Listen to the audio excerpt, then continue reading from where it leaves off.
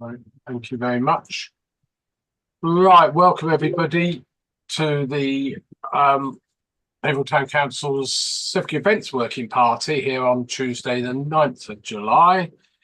As usual, any decisions taken here have to be ratified by Leisure and Community or the Town Clerk under delegated powers. That's item 1. Item 2, apologies for absence, please. Councillor Page. Lovely, thank you very much. Item 3, excuse me. Item 3, declarations of interest and requests for dispensation from anybody? No. Okay. Item 4, minutes of the previous meeting held on Tuesday, the 21st of May. Thanks, Jane, for the minutes. Where have you gone? You're up top right. I guess everyone's read them, so could I have a proposer, please? Assuming there's no changes. Councillor Brown, seconded by... Oh, sorry, there you are. So I've just seen your hand, sorry. Green, right, so Councillor Cox. And all those in favour, please show. Okay. Matters arising not on the agenda, obviously there are some things, but we're going to be talking about things anyway, so we'll just carry on. Actually, I noticed, excuse me, I'm going to do this cough. No public speaking on this one agenda item, by the way, Colin. There's no members of the public here. No, that's fine, but it's not in the agenda either, so that's fine.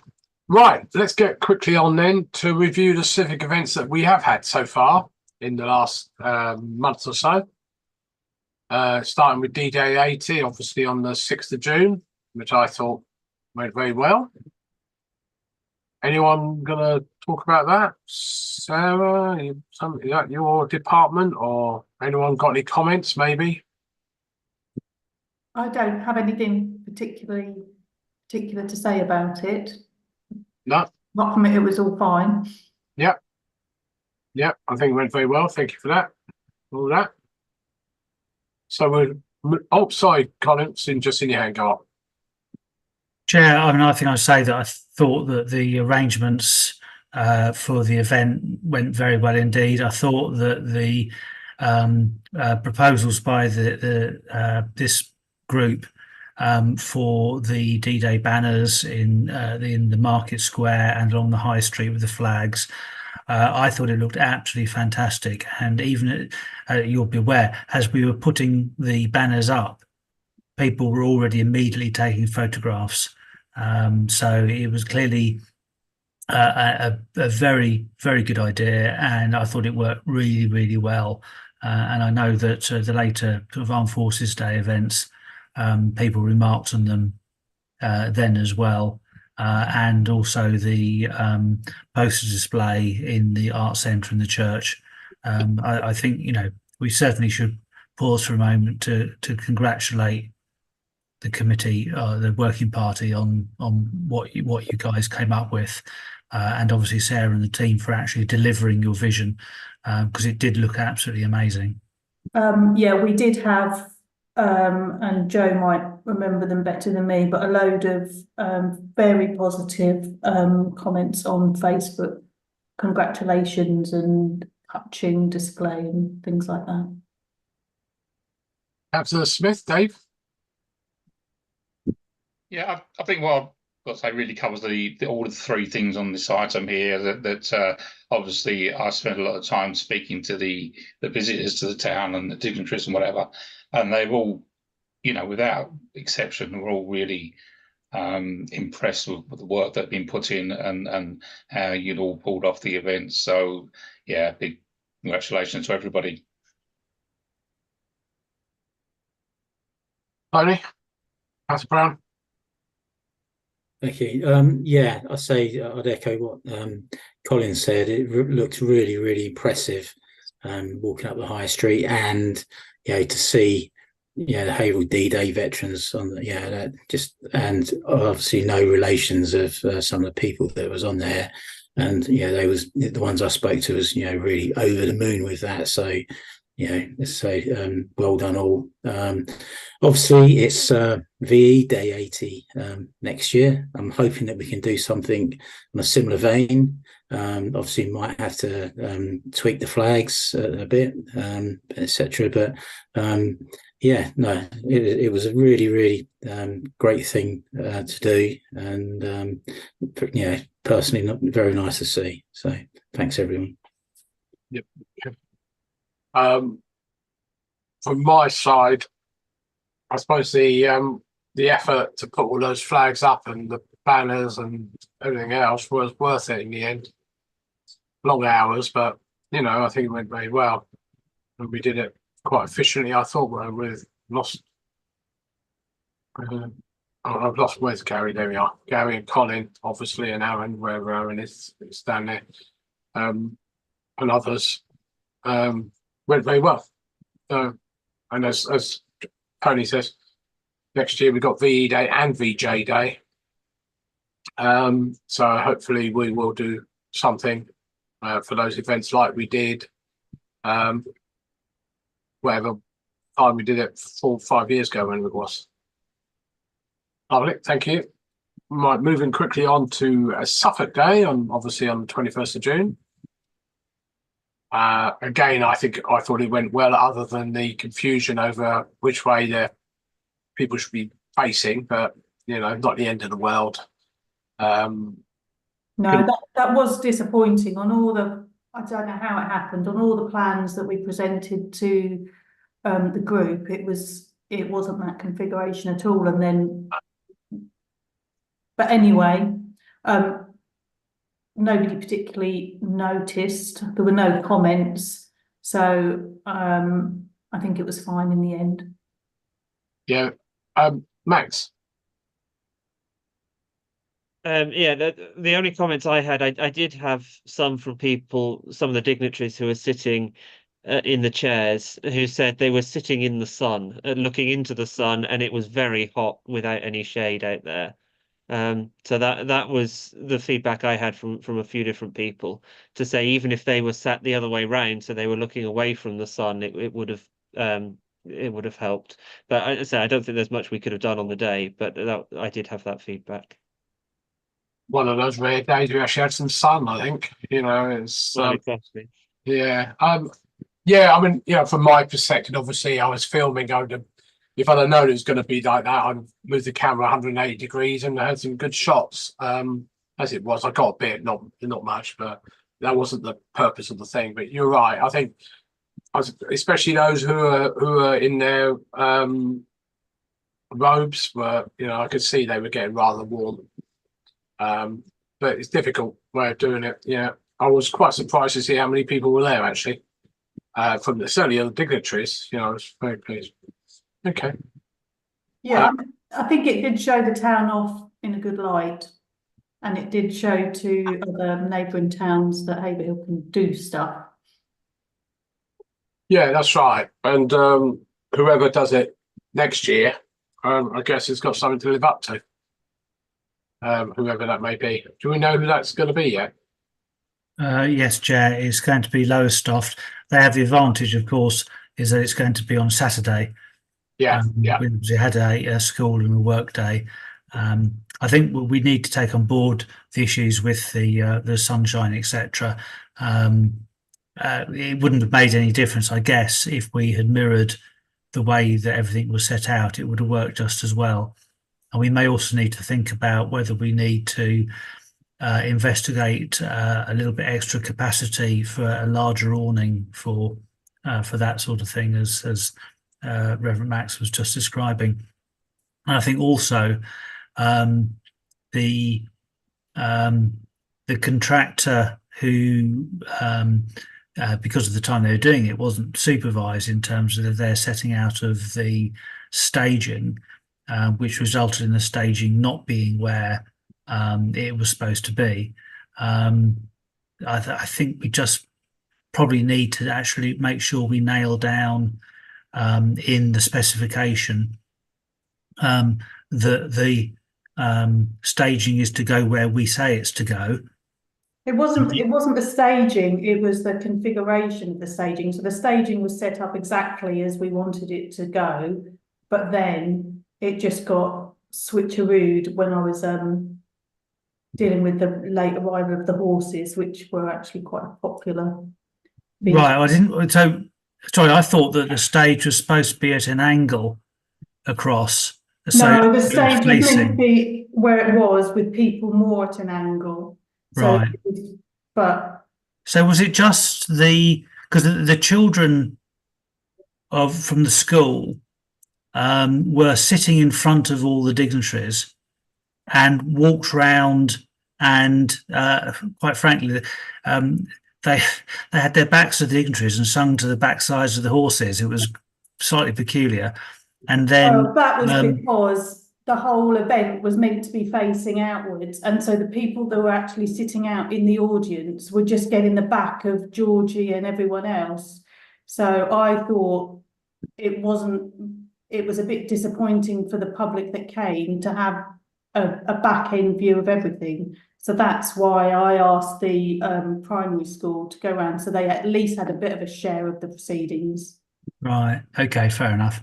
No, I thought there was an issue because it seemed rather strange that I think we probably just need to work that out in future. We have a similar thing to work out where we put the dignitaries so that they are they're not effectively seeing the back of a show.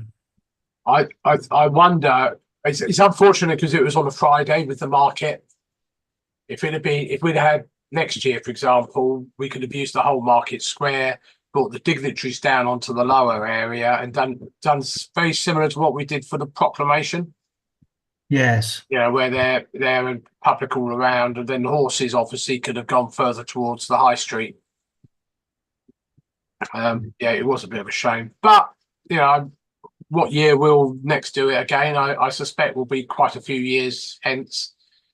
Well, I mean, we ticked all the boxes at the end of the day, even if we saw stuff. I don't know. I suppose because we're the organisers, we actually see a granular detail that actually the guests come along and watch, and they have no idea that we're all thinking what's going on, and they're just enjoying themselves and thinking, "Wow, this is amazing." Yeah, which is actually what matters and where we should judge ourselves. Yeah, I guess the question has to be is for whose benefit was this? Was it for the dignitaries or was it for the public? Should it be for both, etc.?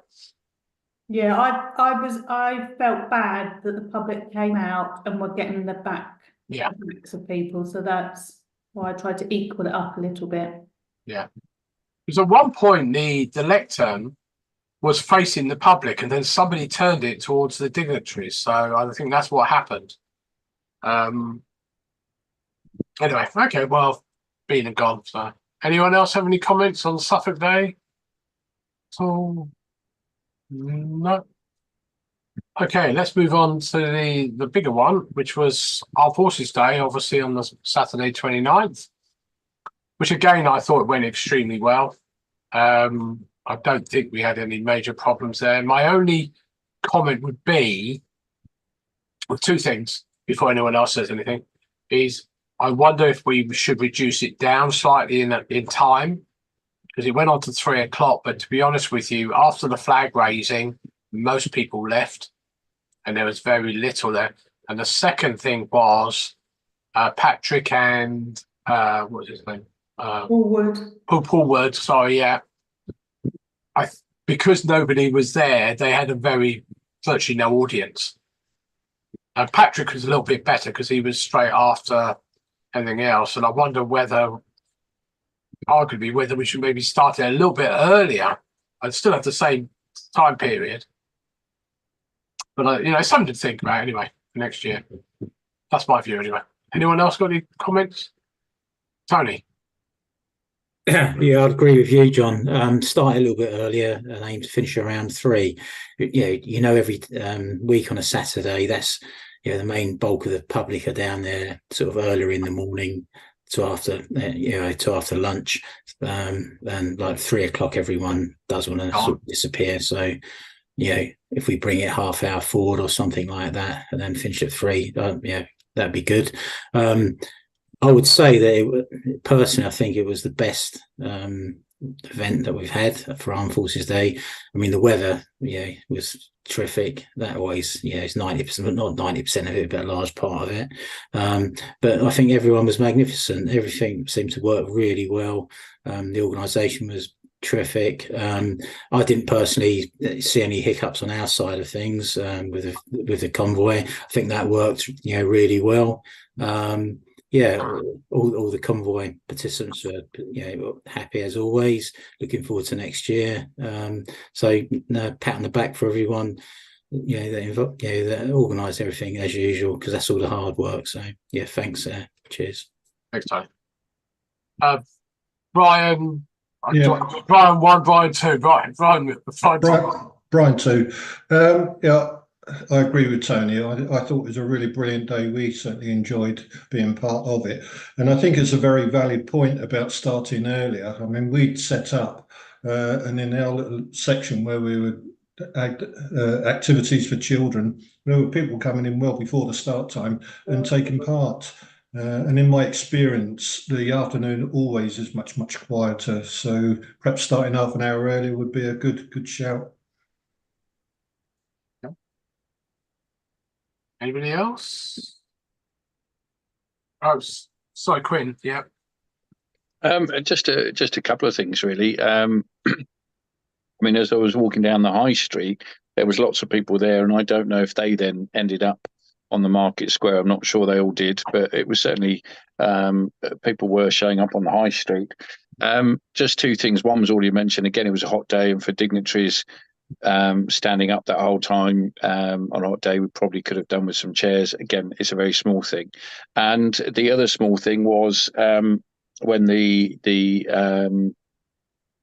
Pipers got to the town square, we had a big gap before anything else. When I say big, enough for it to, excitement was building, and then it sort of had to wait for the next thing to happen. So it'd be nice if we could have something happening, even if it's music being played. I think it was just a bit quiet, so people milled around, and we could have lost some people at that point if we'd have gone straight into or very quickly into the next thing. I know timings we have to get right, and I did sort of say, and Sarah said we built in case there's problems, which is great. And it's not a complaint, it's just a noticeable thing. If it was just more seamless, people perhaps wouldn't have gone, maybe more people on the market square at that point. But that, it was the comments. And the other thing to bear in mind, and I don't know if it has any impact on things long term, but I did hear the Lord Lieutenant saying that the funding for this day isn't going to be backed by the government longer term. So I don't know if that's going to have any impact longer term. Well, for Armed Forces Day, we fund it totally ourselves. We've applied for grants. We never seem to get any answers from anywhere. But of course, the other thing I think it's worthwhile bearing in mind, we were the lead town this year, so we had a lot more dignitaries. But I think you're right. We perhaps should have had some chairs for the dignitaries to sit down, and maybe even a gazebo to keep the sun away, just while they're waiting to do things. To be honest, I wasn't expecting so many to come, so it was a little bit caught out there, and they were crowded under that gazebo. But yeah. It wasn't any major problem, so it was just a small thing, that not a complaint. We should have just another gazebo there. We didn't expect. But next year, so we won't be the lead town, whoever it be next year. But equally, that doesn't matter. We're not doing it for the dignitaries. We're doing it for the other people, of course. And I thought the public were, And Max took some good footage from on the church tower as usual. Sorry, Colin. Your turn. Thank you, Chair. I thought the whole day was absolutely amazing, and I thought it worked really well. We had more vehicles in the convoy than we've had in previous years. I don't know whether that was the good weather, the event being the Suffolk event, or a mixture of the two. Because obviously we gained an amazing vehicle from the parachute regiment up in Bury St Edmunds, which was fantastic. But the flip side is it lost us a couple of parking spaces for our own vehicles. We had just enough vehicles on the market square. I'm not sure if another one had turned up, what we would have done. I just wonder, from Tony's point of view, would you describe that as an unusually high number that surprised you, or were we lucky there wasn't more? And then I just think whether we need to think about, if we had more vehicles, having a plan in our back pocket for what we would do if there were more vehicles. To be fair, I thought there'd be a few more vehicles. I know that some people gave their apologies because they've been to Normandy for D-Day 80 with their vehicles. So there's sort of, we lost 3 or 4 vehicles, due to that. But the thing is, the word's getting around amongst the vehicle fraternity that, Haverhill Armed Forces Day is, to be fair, during COVID, the convoy that we had that didn't actually stop on the market square, if you remember, we did have a lot of vehicles there, but people actually come from Kent because there was no other events on anywhere. And now we're competing against other towns with Armed Forces Day, etc. But Haverhill, because we look after the convoy participants, it's getting a really good reputation amongst vehicle owners. So they want to come here, and and everyone that ever comes feels like they've been looked after, been appreciated, and they can't wait till next year. So I think we're going to build on it every year. So I am expecting a few more to come next year, to be fair. So I think we need to make a sort of little, plan B, whether to put some up the high street or something like that, just in case. But as I always say, it's always down to the day, the weather on the day. If it's pouring of rain, half of the vehicles are open top. They come from quite far afield. Some come from Bury, etc. They may not come, so...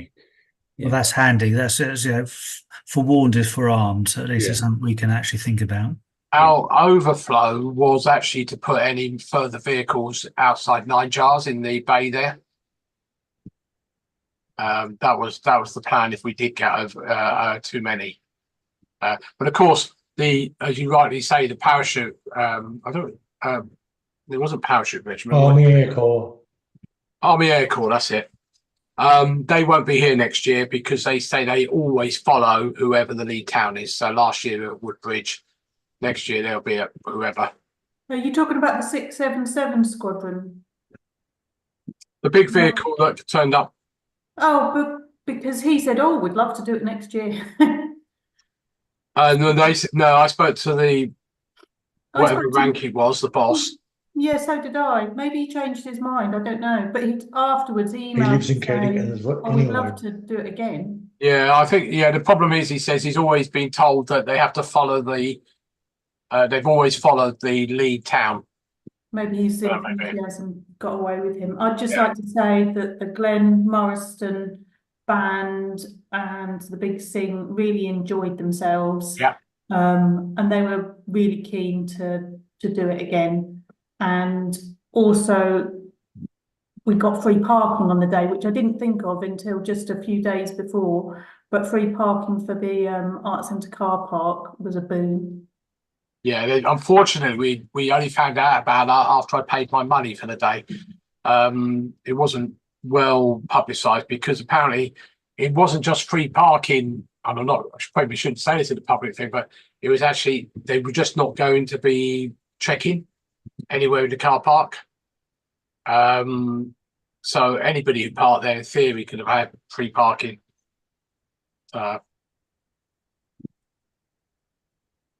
Okay. And Brian and then Tony again. Yeah, can I just ask Sarah a question? I didn't get a chance to go around the other side of St Mary's. How did the groups fare around there? Did they get the same number of visitors? Well, Duxford were pleased with their footfall. The Knife Angel people were pleased with their footfall. Fishing for Heroes wasn't so thrilled, and I didn't get a chance to talk to the blind veteran people. So if there were a few more around there, I think they would have fared better. but it was a mixed response, really. Some said it was good, some said they were disappointed.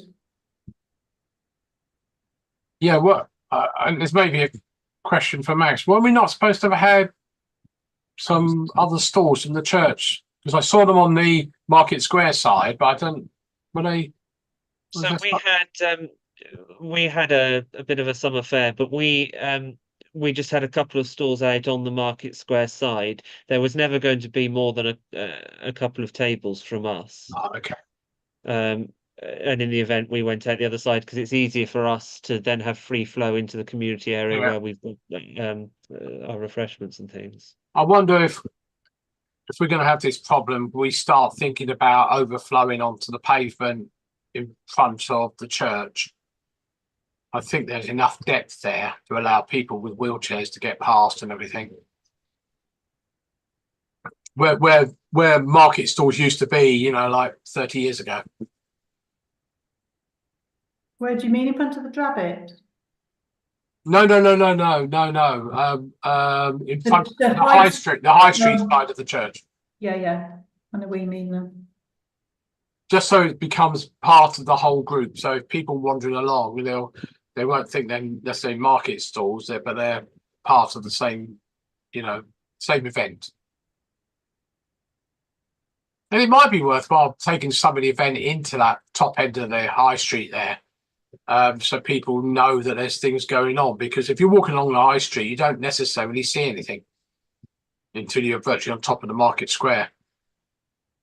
I mean, having said that, of course, Joseph and the team and yourselves, I mean, there's so much advertising on social media and stuff that, hopefully nobody missed it. Even if they don't have social media, it's granny's, or granddad, we got the Armed Forces Day, I've just read it on Facebook. Brian, one. Yeah. I'm getting similar remarks from people with businesses in Queen Street that they seem to be left out, of consideration. I don't think it's being left out. It's a town centre event. This is not to promote the businesses or anything. This is. No, they said it'd be nice if just a little bit of it could. Well, the problem is, then equally you get the businesses who put their tables and chairs out, saying, "Well, I want to put my tables and chairs out." Yeah. You can't win one way or the other. Councillor Queenie, Aaron. Yeah, just to add, I did hear from a couple of retailers in the high street, and they said it was a really busy day for them, up on other previous weekends they've had. So I know the event isn't designed to boost trade, but it does seem to be having that knock-on effect, which is great. Yeah, and if people want to eat or drink, for example, they know where the places are. They're probably going to go and use them anyway. We're not competing on that respect. We're not providing food or drink stalls. So it's a different event to other things that we do. Okay. Anything else on? Sorry, Tony. Sorry, I forgot about Tony. Sorry. Yeah. Thanks, John. I'd agree with what you said around the High Street and Queen Street. I mean, everyone that was with me that I went to get something to eat down either Queen Street or up the High Street, or drinks during the day because of the sun. So hopefully it did enhance the trade in both areas. But the other thing that I forgot earlier was it'd be nice next year if we spend a little bit of time, if there's going to be a compare next year like there was this year, just to publicise the charities, sort of just say something like, can we all get £1 in the charity buckets or something like that? I think that we missed a little bit of a trick there. Obviously the buckets were on some of the stalls, but people didn't really know too much about it. So it'd be really nice next year, because I'm sure we could have made a lot more money if a couple of 3 times during the event, whoever was comparing it would have said, look, let's dig deep, it's brilliant charity, explain a little bit about the charity, and I'm sure that we could have raised quite a bit more money. I was funny enough, I wrote that down because I didn't really notice the buckets until very end of the day, and we got things like the air cadets there. Maybe we can got them to go round. I think the air cadets raise money for themselves at these, and okay. But we could get Danny or Danny Mark II to do a bigger shout out to the charities. Well, I think it's also those buckets making much more prominent. And obviously, if we do have an MC next year, we don't normally have an MC, of course. Is that we just have that shout out. We're raising funds for whoever. I think it's good to have the MC because that was an improvement we made from last year about the blank spaces that we got, the downtime. So at least, although Quinn noticed one sort of downtime episode, it sort of stayed a bit more up throughout the day. So I think it'd be good to get an MC again. I'm not saying whether we do or not, but I'm more concerned making sure people who go around the stalls, and even those people in the High Street and Queen Street, that maybe that's where businesses could get involved and saying, oh, by the way, we've got Armed Forces Day there, collecting funds for, whoever it's a taxi charity again, or whoever it might be. So it would be nice, but we'll see. Okay, anything else on Armed Forces Day before we move? Oh, sorry, Charmin.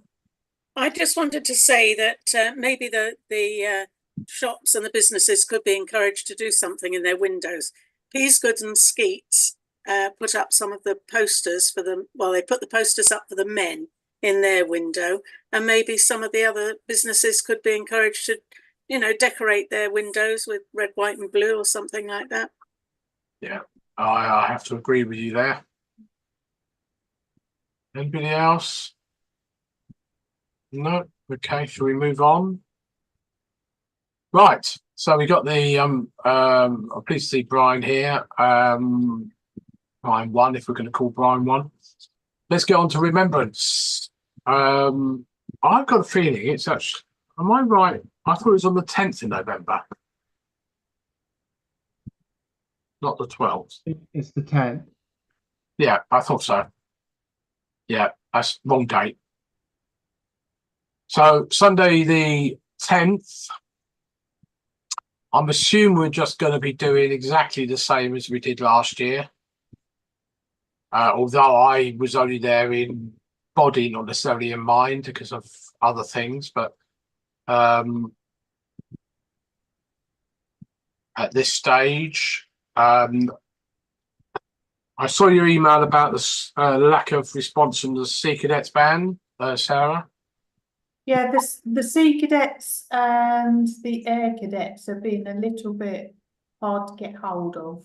Okay, Sea Cadets. I've just said after I saw your email, I messaged Ollie on direct messenger, but he hasn't read it yet.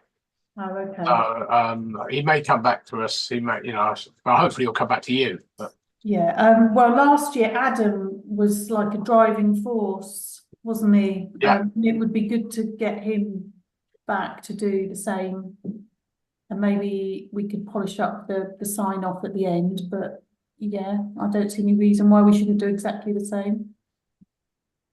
yeah, I know that we had comments previously about the dismissal at the end was a bit haphazard. Yeah, Yeah, it so- wasn't quite shipshape, was it? Yeah. Okay. Does anyone want anything changed from last year? Let's say. Gary has already applied for the road closures because I checked over the application this morning. No, Tony.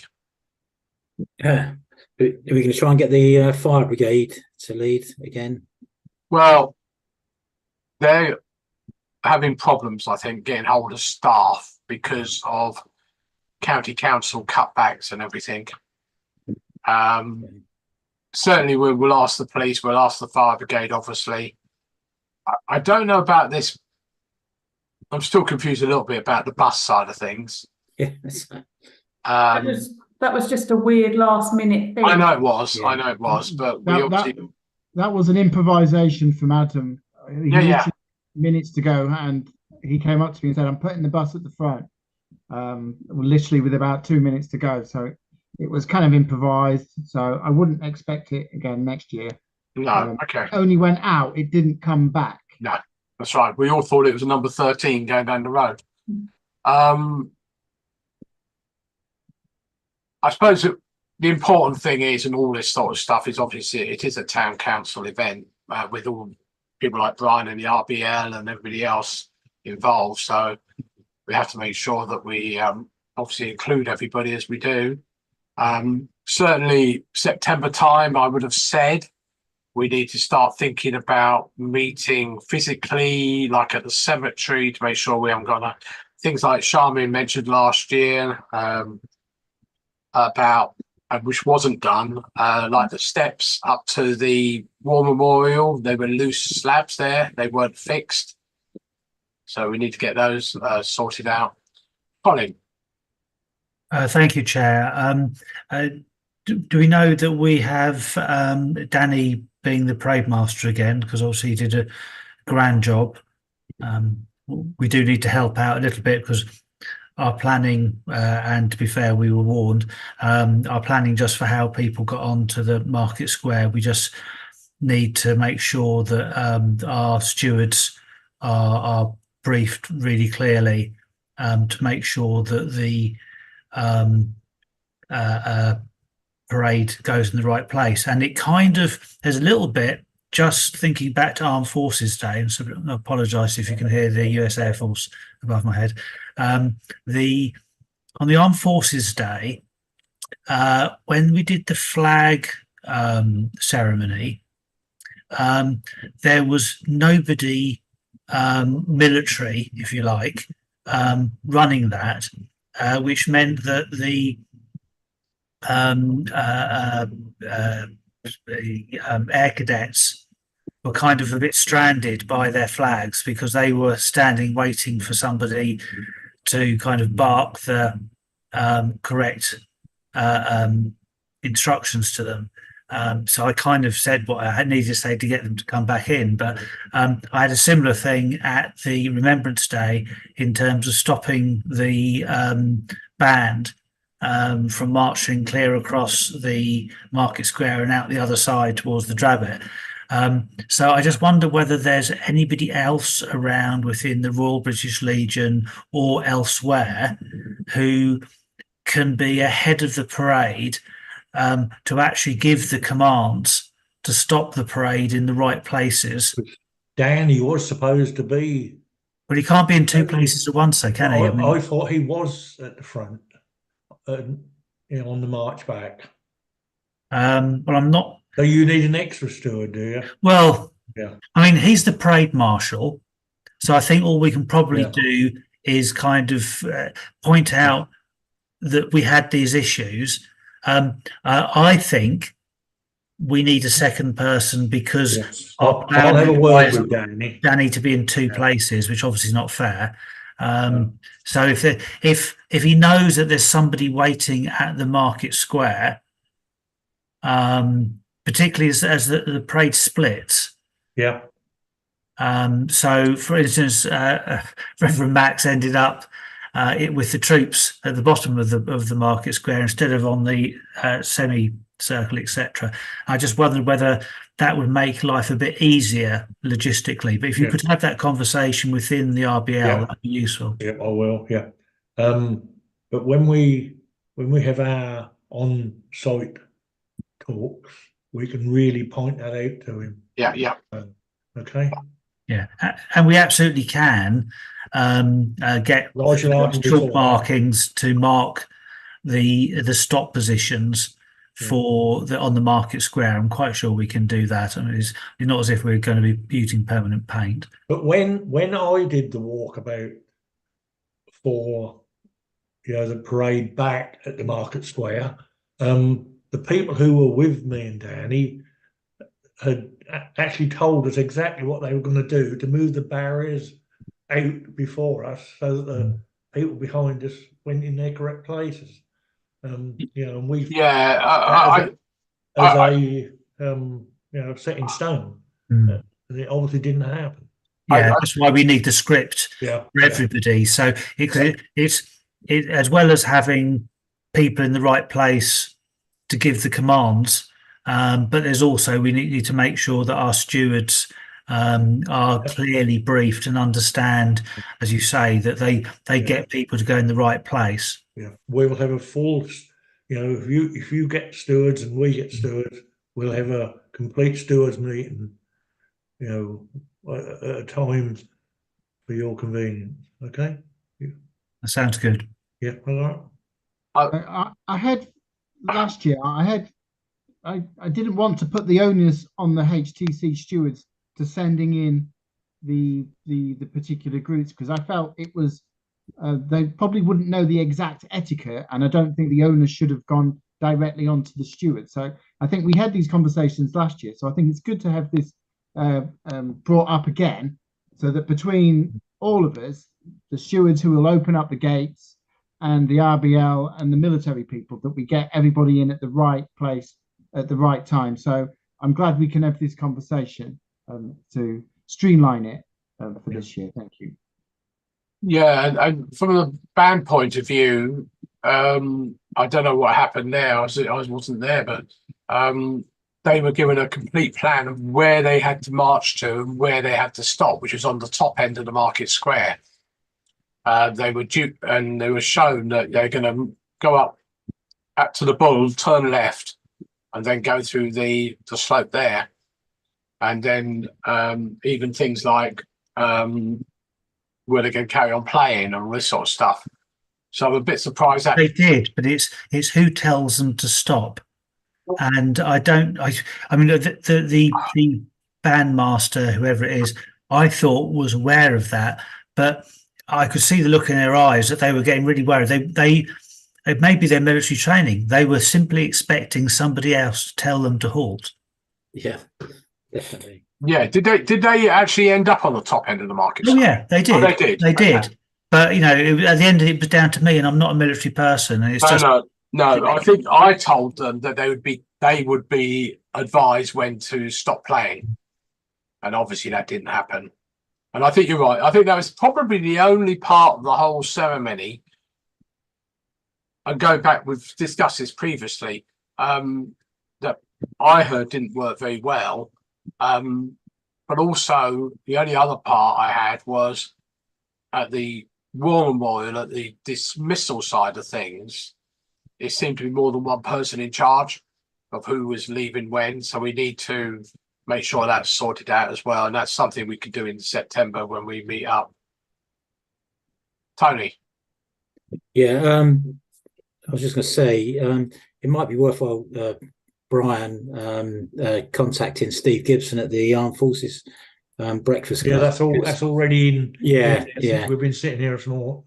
Yeah, because I say they've got a whole host of people there. I mean, Steve's ex-guards, and I'm sure they'll be more than happy to muck in. And Danny can do the parade marshal, and potentially they could arrange the proceedings at the other end.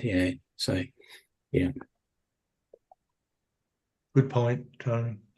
John, it may be just a simple thing. I wasn't at the market square, so I can't really comment. But can we not chalk out something on the market square so we know where people are supposed to be standing?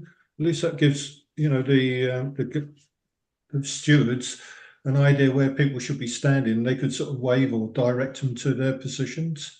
I think that was the plan, but I might vaguely remembering that it was raining in the morning. Yeah, I would have concerns about halting on something on the floor, if for that very reason that if it chucks it down, it's going to disappear quite quickly and be quite difficult to see. That's not to say we can't do it, but I think bodies are better than marking. Yeah. I think Tony's idea of Steve and the team there, they may be a good military stewards, and as Colin says, somebody to tell people to stop marching and turn right, left, whatever it is. Charmin has a hand up. Yeah, we had Adam Oliphant last year. He gave us a lot of advice, didn't he? When we got back to the market square, though, I'd just like to say that I thought it looked a little bit untidy at the front, because there were a group of non-military people who stood between, I think it was it the air cadets that were at the very front.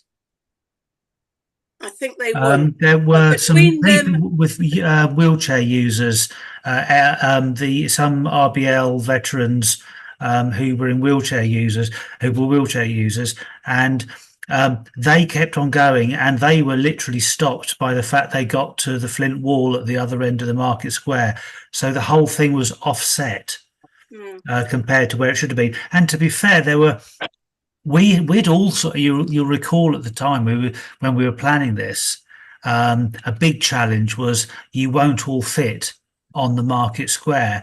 And that kind of got into our heads, although we were thinking, I'm quite sure there's plenty of room. In fact, there was tons of room. Yeah. The actual uniform military didn't make one row. Yeah. Adam said that there would be plenty of room, but the bit that I was concerned about, looking untidy, if you like, was the fact that between the military, who were on the front row, on the market square, not on the raised bit, there were some, I think they were members of the public that had sort of crept in, and that didn't, I don't think that looked very good for the salute that was given from the. You'd need to look at video to see who it was that was standing there. Yeah, we have got video. I'll have to have a look. It was me and some of the other Churches Together reps, wasn't it? Because we ended up stuck in the middle at the front, where we shouldn't have been. I don't know, Max. It was me. But you always look tidy. I don't want to infer that you were looking untidy. We're not military, is the point. Yeah. No. Sorry, Brian again? Yeah. We were under the impression that Adam was supposed to be in charge of all the stewards for the barriers, and he had been briefed on what everyone was supposed to be doing. So we'll have to pull that one up at the next, when we have our get together. I had one of the things that I did last year was I repeatedly asked what the HTC stewards were doing and when they were opening the gates. So they were opening the gates upon the instructions of the front of the queue, which was Adam and Danny. So the stewards did everything that they were asked. It's all about the consideration from that point about, I think Colin mentioned about where they stop, who goes where, and who goes where. I remember last year I stated that it shouldn't be down to a town council steward to break the parade. That should be someone who is in accordance with military etiquette. The stewards there from the HTC are there to open up the gates to allow the parade to go in, and it should be those with the knowledge of the parade to send the parade into each particular slot. So I remember last year repeatedly stating that this should be very clear. So I think, again, to iterate, that we just need to have repeat meetings to make sure that can happen as smooth as possible. And I no doubt that it will do this year. Colin? I think the issue really with the stewards, and Gary's absolutely right. We need to, and Brian's saying the same thing, that we need to make sure that we've really hammered this out. The stewards need to know what's going to happen, because when they open up, effectively what tends to happen is that the barriers get shifted out the way, and whilst they act as a gate onto the market square, they act as a barrier across Camps Road. So you're effectively, the stewards are funneling people in as they arrive. So for instance, the stewards would not have known that Reverend Max was supposed to end up on the market square, and I suspect that Reverend Max didn't have much choice in the matter, because that's the parade was funneling round, and he couldn't really break away. So what we need to make sure is that whilst we're not asking stewards to give military instructions, that we need to make sure that particularly the return parade, where it's not going to be able to be constructed like the parade going out, that there's a certain dynamism, so that if our stewards are aware of the people who are supposed to end up on the top of the market square, that they are aware that the possibility is they won't arrive in the most convenient order, and we need to allow those people through. And I think if they know that, then they will feel more confident in the role that they're carrying out. And I think Tony will agree on this one. If all the cadet leaders and the senior scout that have it emphasised to them just to take note of where they are, and they can give the order, which way to turn. That will help everyone. Yeah, I'm just having a quick look at the video at the same time, and what's been commented on already is correct, that the leading group seems to have gone into a big bunch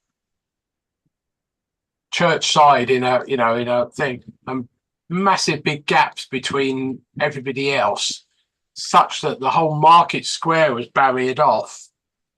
Where in fact, if everyone had moved up a bit, you could probably got a lot more members of the public behind those barriers. Yeah, it didn't go as I don't know what happened there, and I can see Max there, but there were some veterans. But yeah, they seem to have just gone up to that. We had some red and white barrier tape there. Presumably that was to allow people to walk down the slope, as it were, down to the high street still. Lots of members of the public there on the outside. But I sent a link in the chat if anyone wants to watch it again. It's around about 11 minutes through. Tony. Yeah, I said let's not hang up.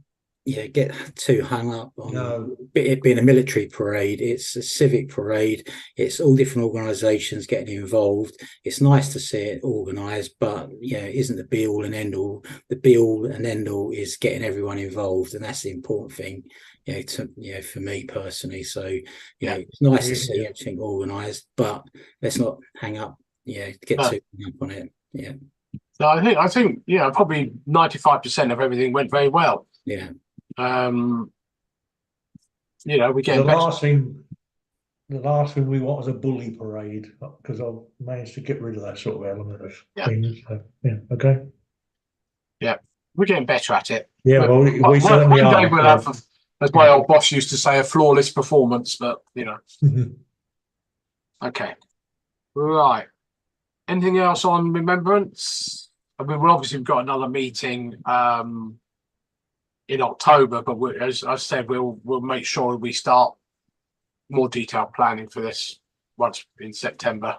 And obviously, where Vicky, I've lost Vicky, there she is. Obviously, we've got the invites to go out and all that sort of stuff, which Vicky does every year brilliantly. Right, and nothing else on that. Right, let's move quickly on then to Civic Service, Wednesday, the 6th of December. I assume that is correct date. I checked for. I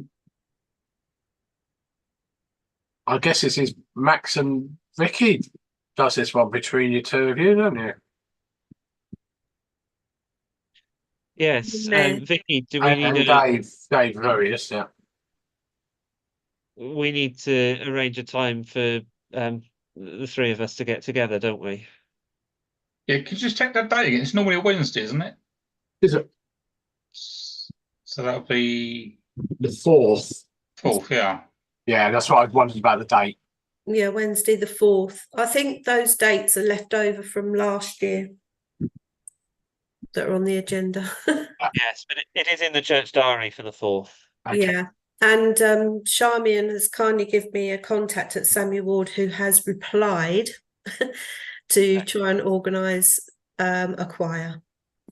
Yep. Okay. Anything else on the civic service? I know it seems a long time away, but it will soon turn up.